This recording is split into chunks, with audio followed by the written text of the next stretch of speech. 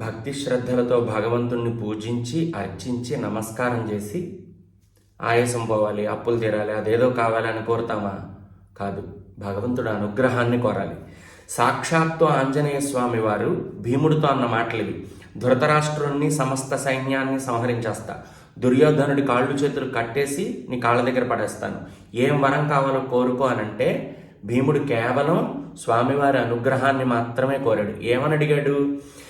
స్వస్తితేస్తు మహాబాహో కామయేత్వాం ప్రసీదమే, స్వామి ఎల్లప్పుడూ నీ దయ నాకు అనుగ్రహించు అని అడిగాడు.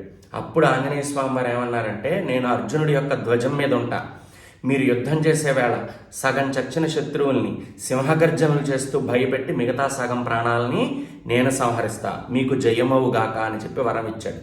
కాబట్టి దేవతల అనుగ్రహాన్ని కోరితే వారు ఎల్లవేళలా మన వెంటే ఉండి మనకు అన్ని విజయాలని అనుగ్రహిస్తారు.